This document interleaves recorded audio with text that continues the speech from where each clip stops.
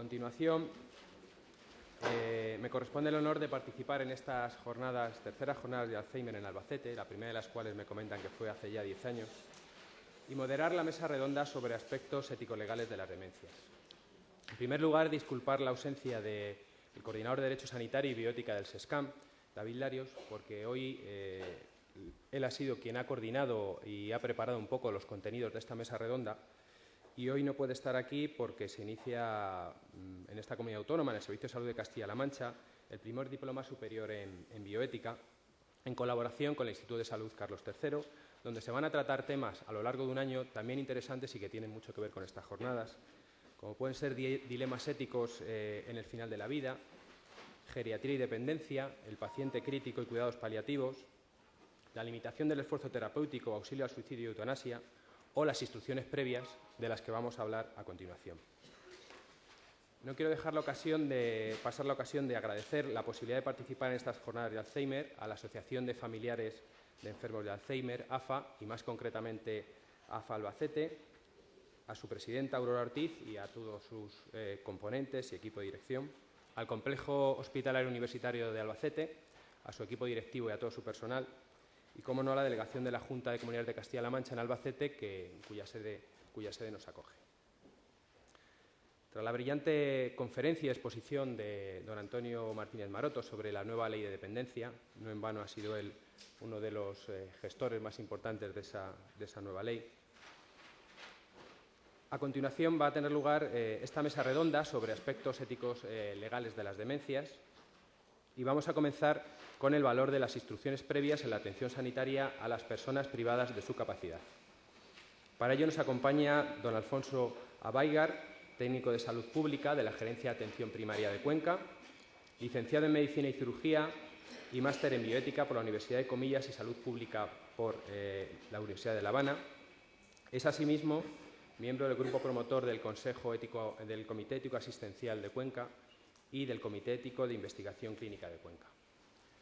Por centrar un poco el tema, y puesto que él va a hablar únicamente del valor de estas instrucciones previas, decirles que ya en el Convenio de Oviedo, que entra en vigor en España en el año 2000, se contempla la posibilidad de que cualquier persona manifieste sus deseos con anterioridad a una intervención médica, en el caso de que, llegado el momento, no se encuentre en situación de expresar su voluntad.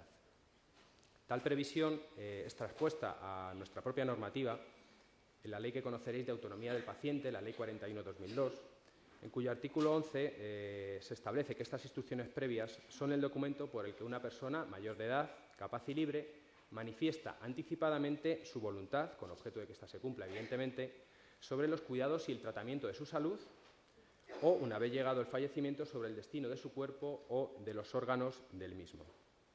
Asimismo, se establece que en el Ministerio de Sanidad y Consumo, por el Ministerio de Sanidad, se creará un registro nacional.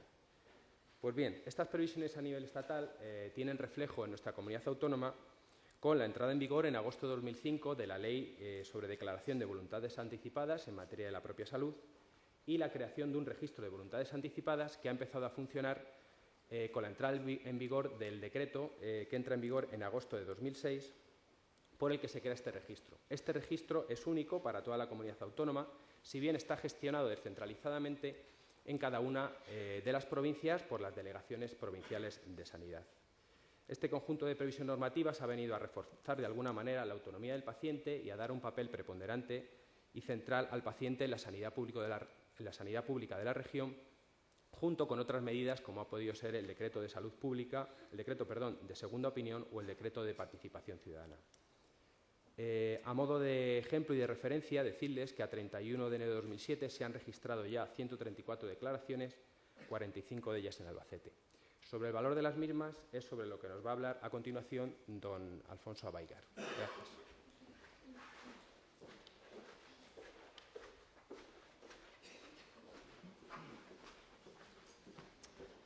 Bueno, buenos días a todos. Mientras abro la presentación, es obligado el agradecimiento fundamentalmente porque el tema que me ha tocado, yo no me suelo prodigar en foros de este tipo, fundamentalmente porque me dedico a la gestión, hago números y de alguna manera participo, pues por mi trayectoria profesional, en en aspectos éticos en otros ámbitos que no son puramente asistenciales, en el Comité de Ética y en Investigación. Agradecer, porque vengo de rebote en el sentido de que fue un compañero el que no pudo venir y me ofreció la oportunidad, y por otra, por la confianza prestada por el comité organizador, fundamentalmente porque me ha tocado un tema en el cual tengo que emitir un juicio de valor sobre algo. O sea, para mí, a veces, normalmente es mucho más fácil dar clase a residentes y contarles cómo es el ajuste de tasas, porque 2 y 2 son 4, pero cuando entramos a hablar de ese tipo de tema, al final, pues el comité organizador de alguna manera tiene alguna opinión fundada y yo no necesariamente voy a corresponder, a lo mejor o a lo mejor no. De entrada van a ciegas y me han invitado y por lo cual se lo agradezco profundamente. Yo voy a tratar, como la entrada ya me han dado de alguna manera la base legal sobre el cual se articulan las instrucciones previas, voy a tratar de acotarme al tema. Perdonen ustedes por lo tétrico que es el cuadro. Este es un cuadro de Valdés Leal, pintado en 1672, que está con otro en los jeroglíficos sobre las postrimerías de la vida, que es el triunfo de la muerte, inistu oculi, que hace referencia a que se produce en un abrir y cerrar de ojos y triunfa sobre las banalidades de la vida, ¿no? Afecta tanto a clérigos, reyes, soldados, gentes de ciencia. Es un poco para tratar de introducir el tema. En aquella época, este cuadro fue solicitado para tratar de decorar el Hospital de la Caridad en Sevilla, en ese siglo tras una epidemia fuerte de peste bubónica. El escenario del cuadro, espero que terminar con un poquito más de alegría, viene a marcar el tema de que en aquella época, en un abrir y cerrar de ojos se nos iba la vida, ¿no? Cuando se me planteó el tema, yo no sabía el foro que me iba a encontrar, no sabía si iban a ser enfermos de Alzheimer. La mayoría, yo veo que aquí hay un poquito de todo, fundamental gente que se dedica al tema de cuidados, ¿no? Imagino que hay muchos profesionales de enfermería, asistentes sociales, con lo cual la pregunta era ¿qué les preocupa al foro que me voy a encontrar respecto al valor de algo que pueden escribir anticipadamente? Esa era la cuestión, ¿no? Para tratar de dar salida al tema y ver si tiene validez o no la ley. Las leyes, como sabéis, tratan de alguna manera de dar eficacia o seguridad jurídica a las relaciones que establecemos con las demás personas.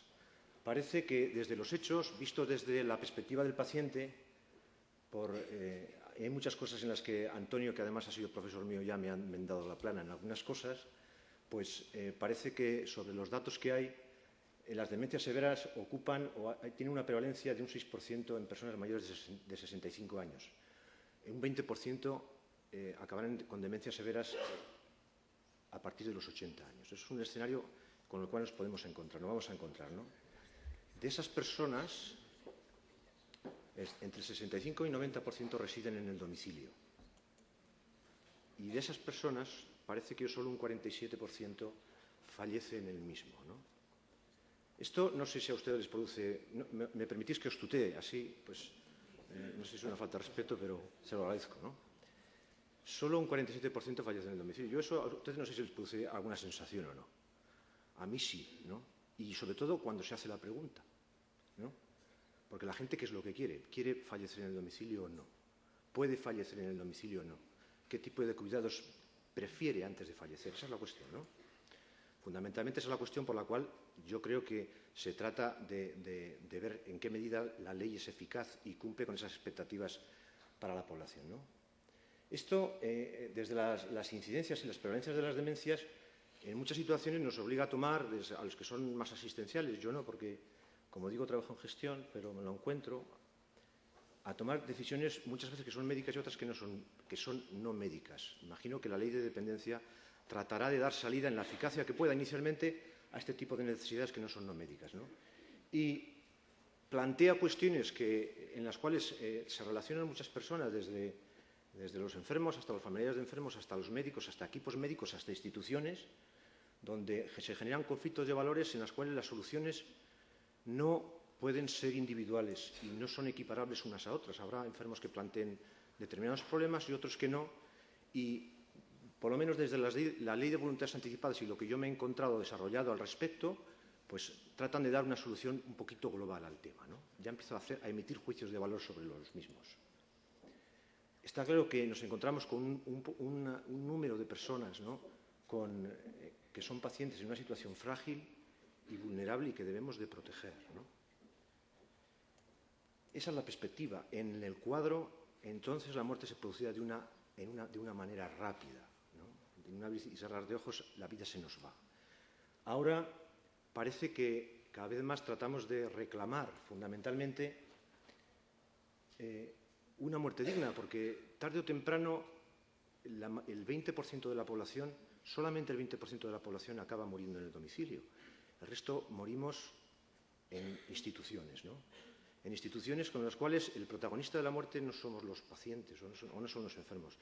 El protagonista del proceso habitualmente es la institución, con muchos conflictos, ¿no? Las instituciones, a pesar de que se habla mucho de la ética de las instituciones no son buenas ni malas, se producen cosas que son buenas o son malas. El hecho es que si uno tiene la suerte o la desgracia de caer en determinada situación, pues puede entrar a cuestionar en qué medida desea una determinada muerte o no, ¿no? Todo el mundo habla de que, de alguna manera, dentro de poco vamos a encontrarnos en una comunidad de moribundos, tarde o temprano, ¿no?, en los cuales difícilmente o con muchos problemas podemos decidir de cómo podemos morir.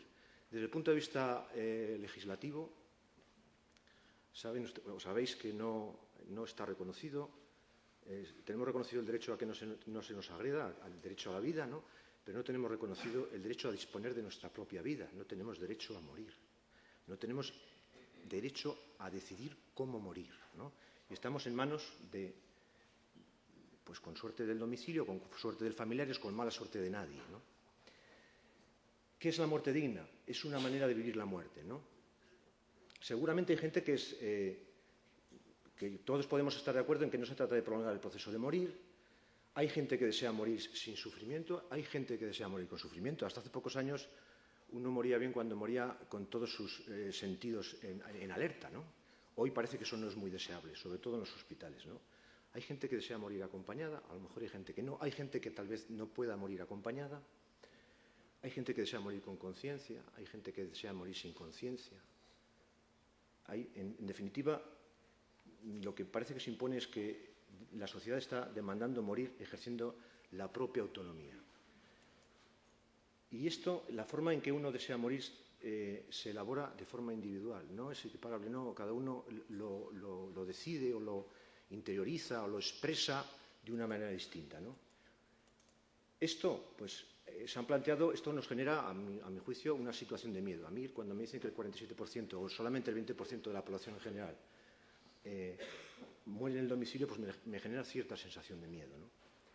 Y seguramente no por eso, sino desde iniciativas, desde asociaciones en las cuales se reclama el derecho a decidir sobre la propia muerte, ¿no?, pues se han desarrollado, yo creo que es una iniciativa importante, el derecho dentro del paradigma del desarrollo de la autonomía del paciente, el derecho a decidir sobre la manera o dar instrucciones previas antes de morir para establecer qué tipo de cuidados necesitamos, ¿no?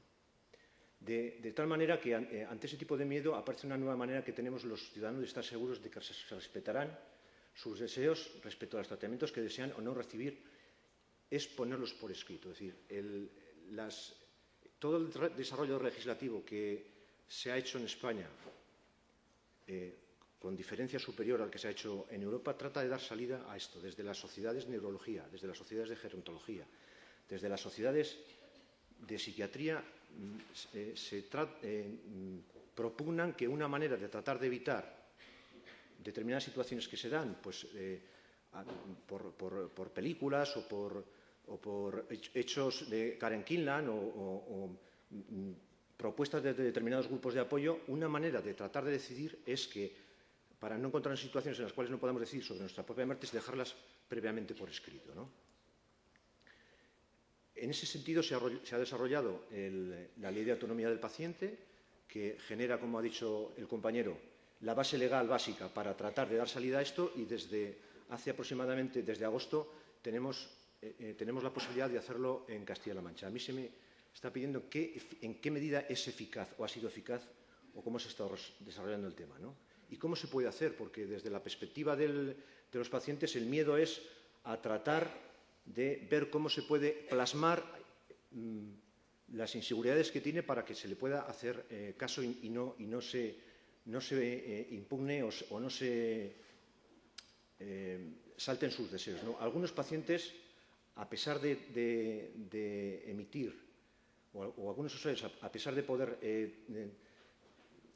determinar cómo desea vivir el proceso de morir, algunos pacientes incluso llegan a desear que se le ayude de alguna manera a morir de forma activa, directa y voluntaria. Aunque sobre el tema de la eutanasia no quiero entrar, quiero darles una visión global de cómo nos encontramos actualmente, porque en el manejo de valores que se establecen en las relaciones entre los pacientes y los sanitarios siempre tenemos la visión del Estado o el organismo público que vigila en qué medida las cosas se producen de forma legal o ilegal. Las situaciones que se están dando, a mi juicio, tienen soporte legal suficiente para que no genere inseguridad jurídica a los profesionales cuando realizamos la asistencia. Es decir, todo el mundo asume que entra dentro de la consideración legal el manejar de forma agresiva del dolor. Es maleficiente permitir que los pacientes mueran con dolor por miedo incluso a que, como consecuencia del tratamiento, se acorte el proceso de vida en el tiempo. Eso, manejar de forma agresiva el dolor, es legal y todo el mundo hay consenso ético en que eso es así, ¿no? Que el suspender o no iniciar tratamientos de soporte vital, como puede ser la diálisis, la ventilación mecánica, la resucitación cardiopulmonar, antibioticaria, nutrición artificial, entra dentro, tiene un estatus legal perfectamente reconocido, entra dentro de lo que es limitación del esfuerzo terapéutico en la medida de que el que limita el tratamiento se decide de forma subrogada, y en la medida en que lo decide uno cuando es capaz, no se puede definir como limitación del esfuerzo terapéutico, pero sí como una negativa a tratamiento. De tal manera que en situaciones en las cuales los pacientes se puedan encontrar en una situación de incapacidad, de forma rigurosa o específica, entraría dentro de lo que es la limitación del esfuerzo terapéutico el suspender o no iniciar tratamientos. El problema tiene soporte legal y consenso ético. El problema aquí, como veremos más adelante, será en decidir en qué medida está indicado suspender o no iniciar tratamientos y los problemas éticos que los sanitarios manejamos de una forma desigual. Tiene estatus legal la sedación terminal o paliativa.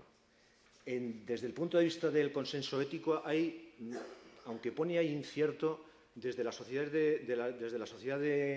Española de Cuidados Paliativos, siguiendo las pautas de buena práctica clínica, está perfectamente estructurado cuáles son las indicaciones y los procedimientos para acudir o para poder administrar a un paciente la sedación terminal o paliativa, pero hay determinados grupos de presión o de opinión en los cuales dicen que la línea divisoria entre lo que puede ser la sedación terminal o la sedación paliativa roza mucho con la intencionalidad de producir la muerte, con lo cual aquí no todo el mundo está de acuerdo.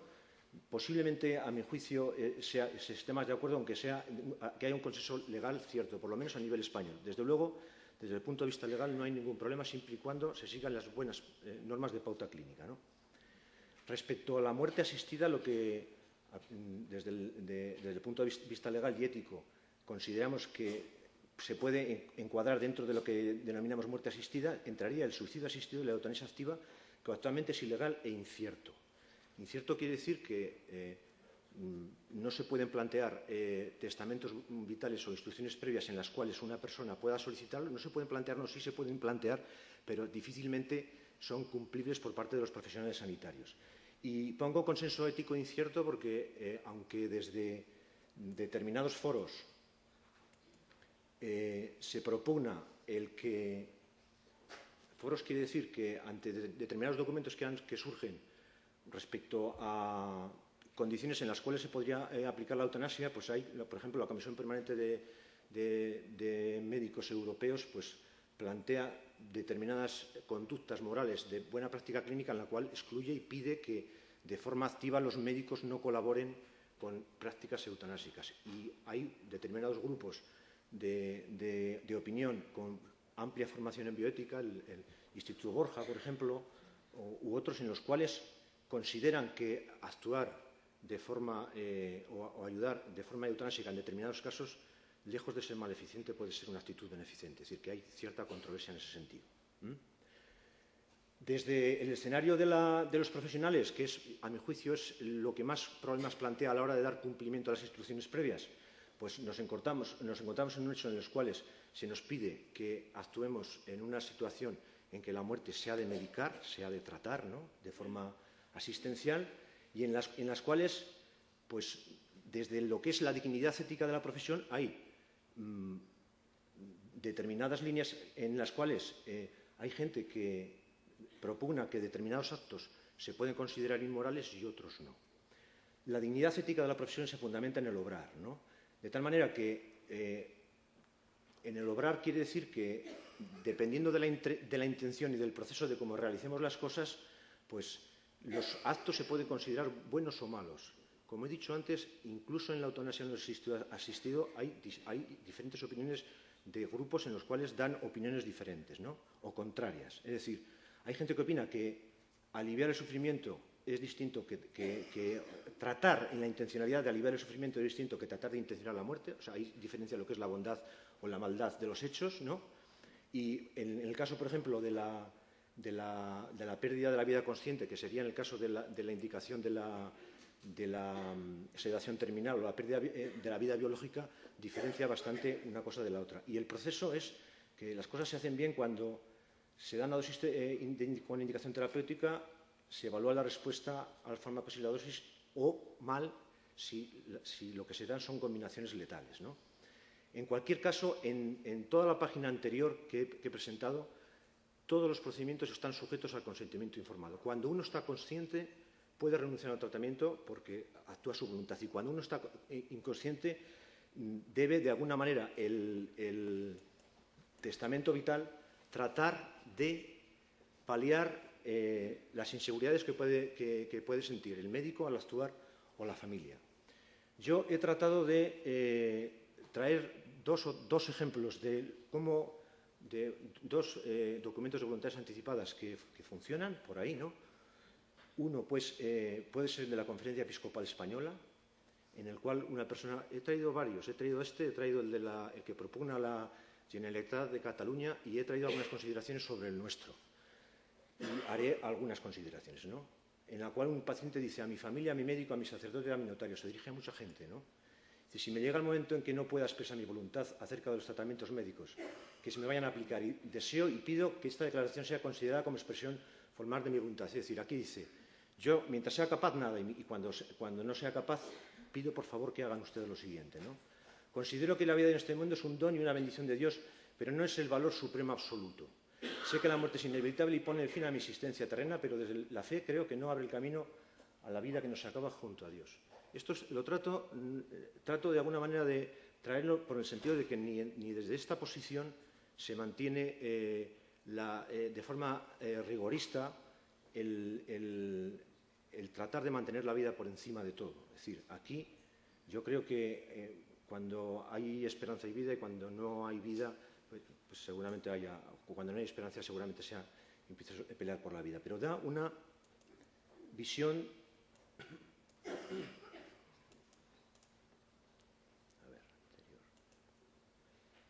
Por ello, el que suscribe, pido que si por mi enfermedad llegara a estar en situación crítica y irrecuperable, no se me mantenga con vida por medio de tratamientos desproporcionados o extraordinarios, que no se me aplique la eutanasia activa, ni que se me prolongue abusiva y irracionalmente mi proceso de muerte, que se me administren los tratamientos adecuados para paliar los sufrimientos. Esto cuadra perfectamente con los principios del Código Deontológico del Colegio de Médicos. O sea, no dice ninguna cosa extraordinaria en ese respecto.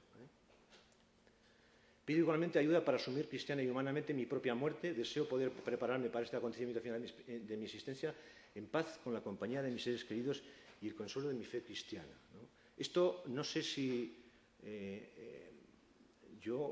seguramente sea deseable. Yo, en los modelos familiares que tendemos a tener y que cada vez será más complicado, no sé si esto en muchos de cara a un futuro será posible. Seguramente en muchas situaciones no sea posible estar con la familia, tengamos los hijos lejos o tengamos que concertar la posibilidad de que nuestros hijos se nos acerquen para terminar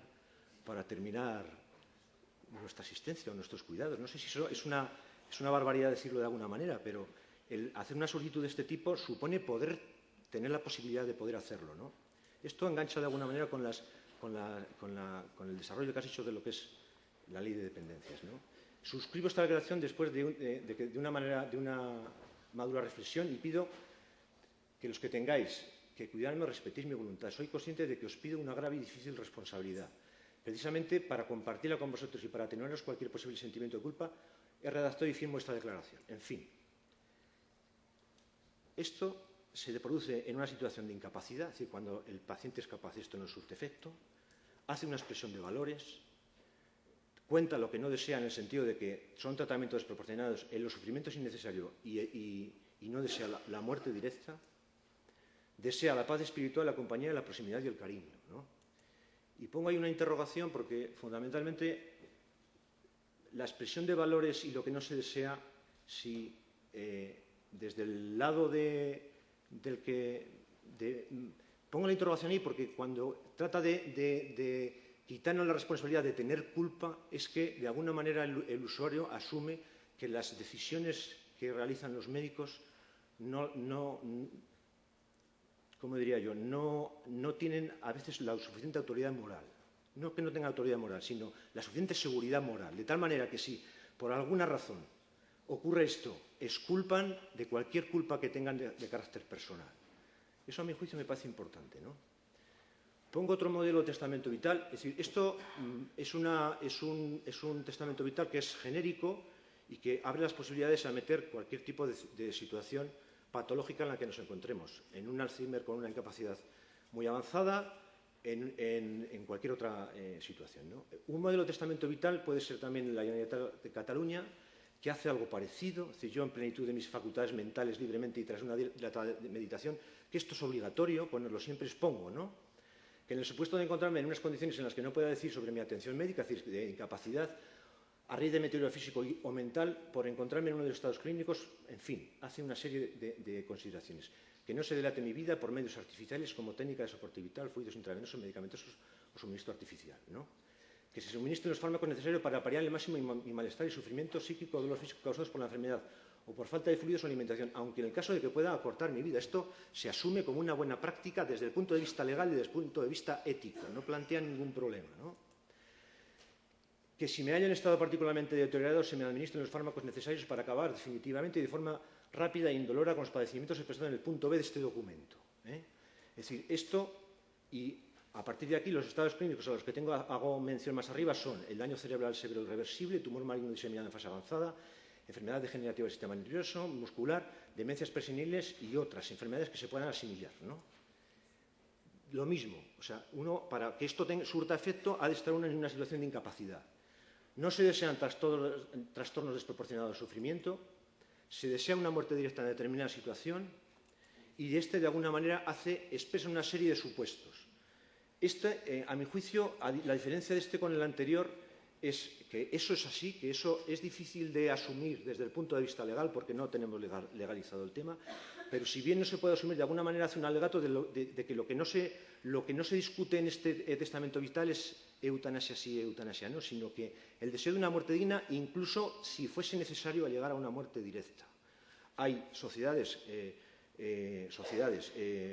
grupos de presión desde el punto de vista sanitario que dicen que eso desde el punto de vista moral es insalvable y hay personas que dicen que sí, que incluso sería maleficente no hacerlo en determinadas situaciones, ¿no? Cuando el compromiso con el paciente es claro y está perfectamente definido, ¿no?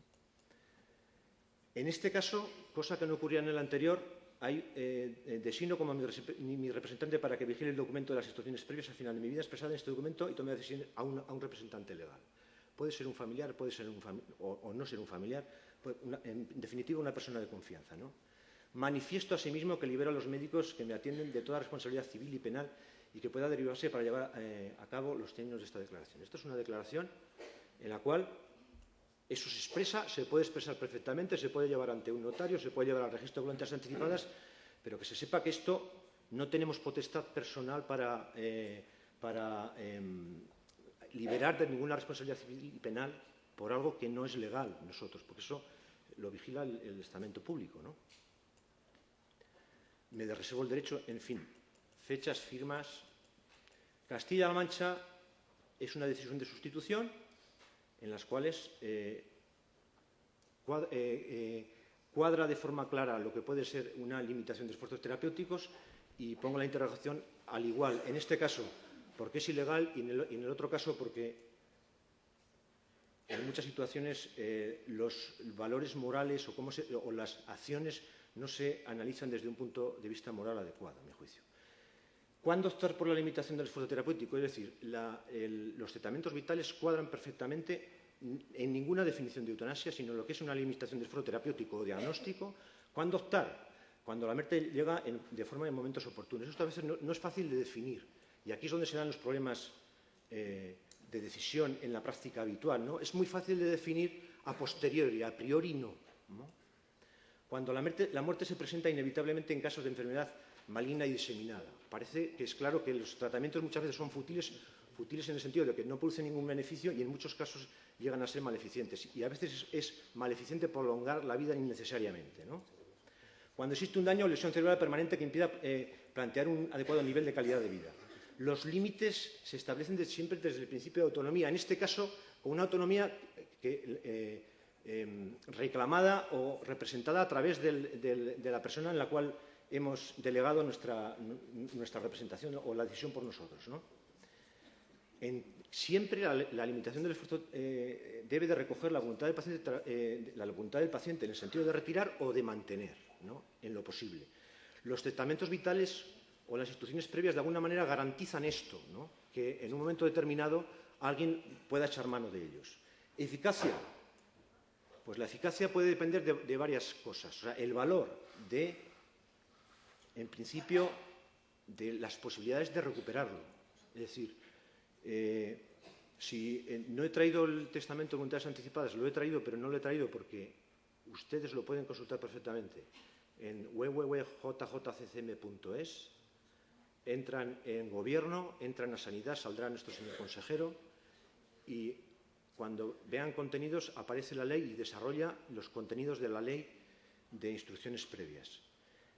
Hay un apartado que dice eficacia dependiente del acceso, obligatoriedad de consultar el registro de voluntades anticipadas. Supongáis o suponemos que nosotros lo tenemos. De acuerdo con lo establecido en el artículo 8 de la ley, cuando se presta atención sanitaria a una persona que se encuentra en una situación que le impida tomar decisiones por sí misma, los profesionales sanitarios responsables del proceso deberán consultar si existe registro de constancia del otorgamiento de voluntad anticipada. Es decir, la ley de Castilla-La Mancha plantea esto como un deber necesario y obligatorio para los profesionales sanitarios de asegurarnos de que esto ocurre así. Es decir, la ley trata de alguna manera de dar seguridad jurídica y eficacia a las relaciones que se establecen a este nivel, ¿no? Y obliga a los profesionales. La declaración solo será tenida en cuenta en los casos en los que la persona otorgante se encuentre en situación que le impida expresar personalmente su voluntad. Un poquito como antes, define lo mismo, ¿no? Mientras conserve su capacidad de obrar, prevalecerá su voluntad sobre lo expresado en el documento. Eso está claro. Siempre con los... aunque el título de la exposición es valor de las voluntades anticipadas en un paciente con incapacidad, entiendo que es en una situación en la que la incapacidad está perfectamente definida, es decir, que el paciente no puede tomar ningún tipo de decisión. Como decía antes Antonio, desde el momento en que una persona es capaz, que es incapaz con sentencia o con orden judicial, en el cual debe de decir en qué aspectos el paciente es incapaz, hay un proceso que es continuo en el cual, para determinadas decisiones sanitarias, el paciente es capaz, aunque esté diagnosticado de una enfermedad de Alzheimer. Depende del grado de evolución, ¿no? Eso yo creo que debe de quedar claro. En principio, debe de estar perfectamente definida la incapacidad para tomar decisiones, ¿eh? Acceso. Un problema de la eficacia es el acceso que se tenga al documento, ¿no? Los médicos del Servicio Regional de Salud de Castilla-La Mancha, tanto en atención primaria como en atención especializada que deban conocer el contenido de la declaración, podrán consultarlo por vía telemática a través del intranet de SESCAN, mediante código de usuario y contraseña. Yo creo que esto es así Y para cerciorarme de que es así, pone cualquier médico en ejercicio en un centro sanitario con internamiento que necesite acceder al registro de voluntades anticipadas podrá iniciar el procedimiento para consultar, llamando por teléfono a cualquier punto de registro, y una vez comprobada la identidad del médico y la pertinencia de la consulta de la información sobre si el paciente tiene o no escrita la declaración, en caso afirmativo, el paso a seguir será poder acceder a ella. Bueno, pues ante esta situación lo que hice yo fue acercarme a la Delegación de Sanidad, llamar por teléfono y pedir información sobre las voluntades anticipadas que se habían dado desde agosto del año pasado hasta que entró en vigor la ley hasta ahora. Obtuve la de Cuenca, y la de Cuenca no es Castilla-La Mancha, ha dicho que había 134, aproximadamente en Cuenca hay 16. Y mi interés fundamentalmente por el tema era tratar de ver cuál era la inquietud de las personas, tratar de preguntar sobre la inquietud de las personas cuando hacían la declaración de voluntades anticipadas, ¿no? El funcionario que me respondió prácticamente no necesitó consultar el registro porque se acordaba prácticamente de memoria de las que más o menos el contenido sobre las cuales se expresaba la declaración. Comentar que con respecto a las anteriores, si ustedes entran en la hoja y entran en el PDF en el cual la Junta desarrolla un modelo, tiene los contenidos prácticamente similares a las de la Generalitat de Cataluña, excepto en la parte correspondiente a la eutanasia. Hace una exposición de valores en las cuales las personas quieren vivir la última etapa de su vida con calidad de vida, con una muerte digna, desean que se les trate el dolor y luego hace una serie de no deseo o sí deseo. En un punto final añaden en algunos casos en los cuales una mujer esté en soporte vital, si está embarazada, pueda marcar o no. El documento, en todas las instrucciones que aparecen respecto al desarrollo de la ley, yo echo de menos, por ejemplo, que... Se te está acabando el tiempo, vale, ¿verdad? echo de menos, por ejemplo, que no se diga en ningún momento que uno pueda adoptar el modelo que plantea la Junta de Comunidades o cualquier otro. Es decir, curiosamente, el modelo de voluntades anticipadas, al margen, dice, no hagan usted, el documento podrá ser inválido si hacen tachaduras, incorrecciones. Eso, a mi juicio, da cierta rigidez y cierta aprensión a la hora de firmarlo. Por otra parte, no justifica el que en un documento de voluntades anticipadas, si yo no soy una mujer y no voy a estar embarazada, conste algo que puede ser cuadrado por cualquier otra persona. No sé si me explico. Las cosas que no debo de considerar yo creo que no deben de constar. No me gustan la forma, sí me gustan el contenido porque no se diferencia demasiado del primero, sí del segundo, de la Generalitat, en el sentido de que no plantea ninguna acción que pueda cuestionar la legalidad, pero es bastante rígido en ese sentido y no aporta la posibilidad, aunque la ley lo dice, no aporta la posibilidad de que una persona lo pueda hacer de forma diferente, ¿no? ¿Cómo proceder en decisiones de sustitución? ¿Hasta qué punto hay que respetar la voluntad del paciente? Ese es el problema que nos plantean los documentos de voluntades anticipadas. Hay que diferenciar las indicaciones de las directivas anticipadas de los deseos del paciente capaz. En las directrices anticipadas es muy difícil respetar que alguien retire o que no ponga tratamientos que en un momento determinado estén indicados. Sin embargo, cuando uno es capaz sí lo puede hacer porque es autónomo en ese sentido, ¿no? Dificultad para establecer la irreversibilidad del proceso y la definición de terminalidad. A veces eso no es fácil de determinar, ¿no? Y luego, ¿quién define cuál es la calidad de vida? Porque en los documentos de testamento vital uno hace mucha gente referencia a que deseo vivir o que no... permitirme morir con cierta calidad de vida. La calidad de vida, ¿quién la define? ¿La define el médico? ¿La define el paciente? ¿Quién la define? ¿No? Lo que se lleva mal en el sentido de que hay distintas connotaciones morales en lo que es no instalar un tratamiento, una medida de soporte vital y su retirada. Esto yo creo que es claro, es decir, no es lo mismo no instalar un tratamiento que puede considerarse desproporcionado, como puede ser la alimentación. Decidir no dar alimentación artificial e hidratación a una persona que está en un coma vegetativo persistente, por ejemplo, después de que ha cumplido los criterios, no iniciarlos es diferente que después de 3 o 4 años plantear quitárselos. Eso lleva una carga moral o emocional muy importante, ¿no? Existe una gran polémica en lo que existen cuidados o lo que son tratamientos vitales. La alimentación artificial, la hidratación, ¿son cuidados o son tratamientos? Diferenciar lo que es útil y lo que no es útil. O sea, en los tratamientos vitales, en esos que hemos visto, esto no aparece. O sea, aunque aparezca dicho, luego en la realidad, si el caso se ajusta o no se ajusta, un tratamiento es fútil o no es fútil. ¿Quién lo decide? ¿Lo decide el paciente? ¿Lo decide un sustituto?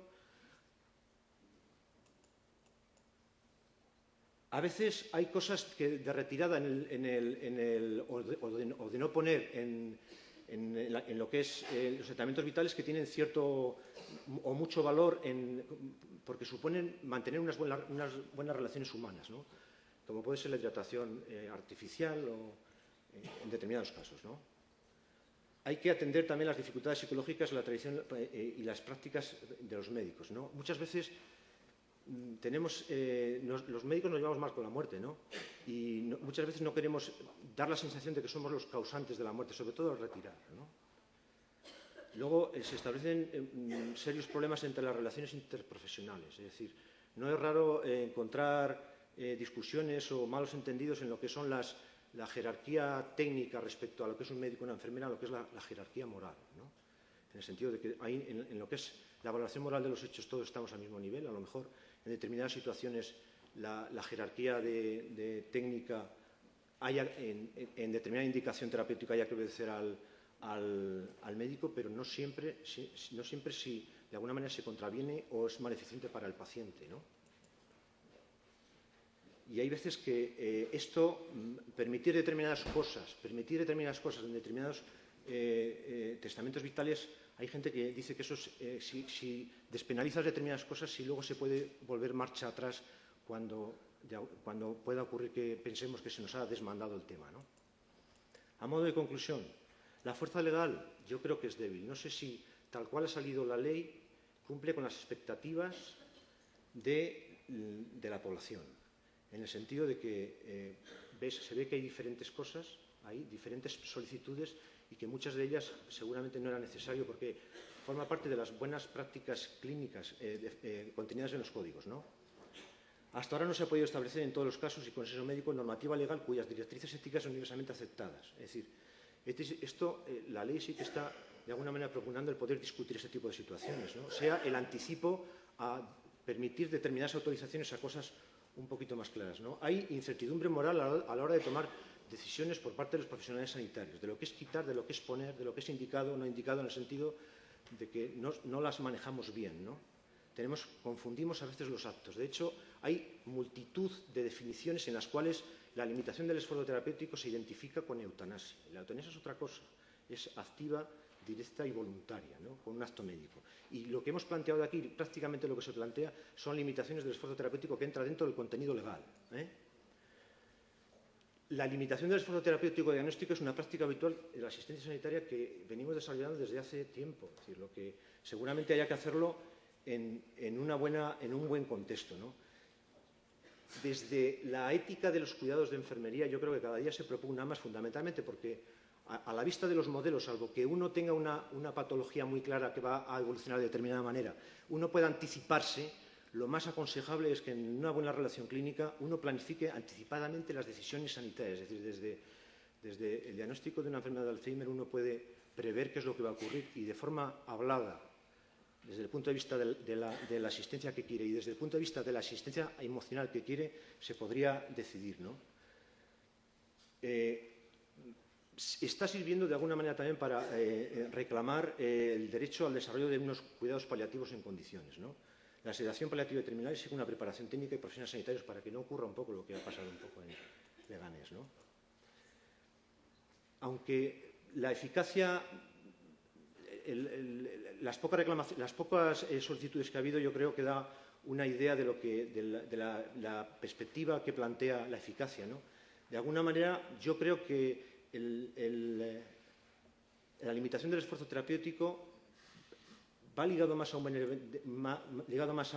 lo que es un deber de beneficencia, en el sentido de tratar por todos los medios de no causar daño al enfermo, de maximizar los beneficios posibles y disminuir sus posibles daños en todos los sentidos, ¿no? y de valorar siempre el riesgo-beneficio de lo que vamos a poner o lo que deseamos quitar, ¿no? Y generalmente esto se hace en la gestión privada. Esto difícilmente lo vamos a ver en un contorno hospitalario en el cual tengamos que decidir delante de un abogado, delante de un médico o un representante legal qué es lo indicado. No, esto se hace en el ámbito de la intimidad, ¿no? Parece claro que se muere mal cuando la muerte no se acepta, se muere mal cuando los que cuidan no están formados en el manejo de las reacciones emocionales que emergen de la comunicación con los pacientes, se muere mal cuando la muerte se deja a lo racional, al miedo, a la sociedad, una sociedad donde no se sabe morir, ¿no? Muchas gracias.